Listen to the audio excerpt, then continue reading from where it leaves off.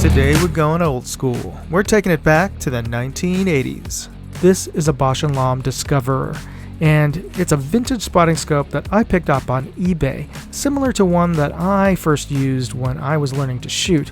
Now, modern spotting scopes are cheaper, lighter, and smaller than this monster, but the question is, are they actually better, or is a 40-year-old spotting scope just as good as one that you could buy new today? That's what we're going to find out on this episode of Moondog Industries.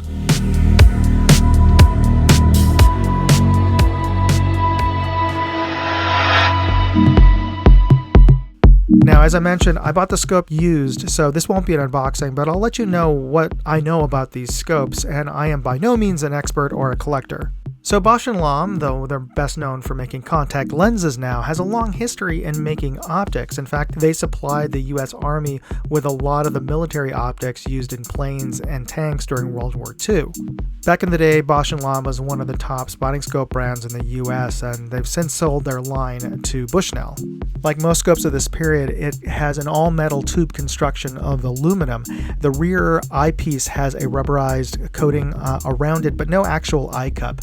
There's a magnification wheel and a focus wheel on the rear half of the tube. And the tube itself has an interesting, very textured metal lacquered surface, not unlike the bodies of SLR cameras of this period from the 60s into the 80s. Now, part of the camera aesthetic may be because these were actually marketed as kind of extreme zoom lenses. You could remove the eyepiece, unscrew it, and attach an adapter for Canon and Nikon SLR cameras. The tube has an integrated sunshade and a standard 1/4 inch screw hole at the bottom to attach it to a tripod, and you certainly need one. This baby weighs 3 pounds and is over 17 inches long. External cosmetics aside, what I was really interested in was how well it performed optically, so let's take a look at that next. First, let's take a look at the top of a pine tree 50 yards away at the scope's lowest power setting, which gives us our best optics in terms of our image quality, saturation, and detail. Next, let's pan over and image something a little bit further away. The top of the hill there is Mount Davidson, which is approximately 1,300 yards away. Any loss in color saturation and contrast is due to atmospheric haze and not the glass. Now we've zoomed in to its maximum 60 power on the scope, and we actually can see a hiker walk into our scene there. Now, to the right of the hiker is a white trail marker sign. That is a 30-inch metal sign on a 5-foot pole. We can see that detail as well as just a little bit down from the hill from the pole is a concrete utility box, which with some graffiti on it. So we can resolve that level of detail with this scope at this distance.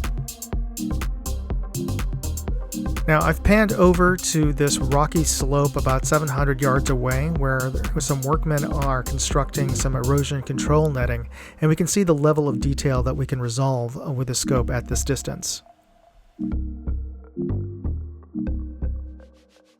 And finally, we pan back to the pine tree that we looked at originally at 50 yards away, but now at 60 power. And while I can't find any birds to look at, if you are a birder, you can get at least a sense of the detail that you could get with this scope at 60 power. The next step is to take this out to the range and take a look at some reference targets at 100 yards. And while we're here, I want to ask you to please hit the like and subscribe buttons. It's free, it's simple, it helps me grow this channel, but it also helps you because you're taking control of the AI. You're telling the algorithm the kind of content that you actually enjoy watching, so it will recommend more videos like this as opposed to K-pop videos, and unless you're into BTS. So we have the Bausch & Lomb Discoverer zoom here at 15 power. It is almost noon. It's about a little after 11 o'clock here at the range. We're getting a little bit of heat shimmer from just the heat here. It is in the current temperature is 73 degrees. A little bit of humidity since we are right by the water.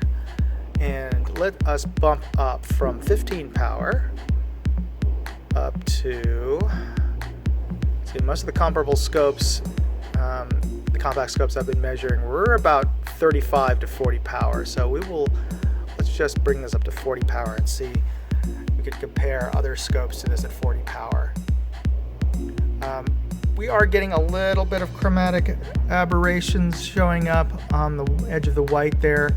This is a 40-year-old scope, so certainly the modern scopes now have much better coatings, and I don't know what kind of improvements in HD glass, even in the low end, have been implemented in those past 40 years, but I'm assuming quite a bit, considering advances we have in glass fabrication with things like Gorilla Glass. All right, let's move this up to 60 power and see what we can see. Yeah, we're definitely getting some chromatic aberration at the edge of it, but very sharp, you can see there. Let me zoom in, just make sure we have the maximum focus. I'm going to bump up the digital zoom right now and just adjust the focus slightly. See if they can get anything better than that. No, that was pretty good. And as you can see here, even with a light shimmer, we're actually getting down to the 0 group, element 0. Anyway, let me pull this back out to 1 power on the digital zoom on the camera. So we're looking at 60 power on the scope, and we're looking at it at one magnification on the camera, and we're seeing quite a bit of chromatic aberration, as you can see, but overall very sharp, pretty decent contrast as some of these 60 or larger compact lenses, prisms, spotting scopes nowadays, especially with the HD glass. But this is still pretty darn good, certainly for range use. These older spotting scopes are still great and really just can't be beat for the price. Now, just to prove that point, I'm going to take a digital still image here so we're not dealing with the heat shimmer. Now, let's just take a look at that U.S. Air Force's optical resolution chart in the center. I can make out both vertical and horizontal lines down to element 4 in group 0, which is as good or better than some of the modern scopes that I've reviewed. And also note, on the reference target on the right, those are 22 caliber holes on the paper there, and I can actually see enough detail to make out the holes in the black of the bullseye, and that's something you often can't see with the modern budget scopes. Now, it's a difference if you're dealing with higher end modern scopes. Here's an example. Now, here is a modern Athlon Argo 60mm scope, and you can see a definite difference in terms of color and clarity. The modern coatings and ED glass just has gotten so much better since in the last 40 years, which is not surprising. But still, if you happen to find a Bausch & Lomb scope in good condition at an estate sale, a garage sale, or a swap meet, you can often find them for a fraction of the price of a modern high-end ED glass spotter. And as you saw, they perform quite well. Yes, they're quite a bit longer and quite a bit heavier, but I still think they're really good performers. I don't know, tell me what you think, leave me a comment, and if you got something out of this video, please remember to hit that like and subscribe buttons. It really helps out. Thanks again for watching. You stay safe. Moondog, out.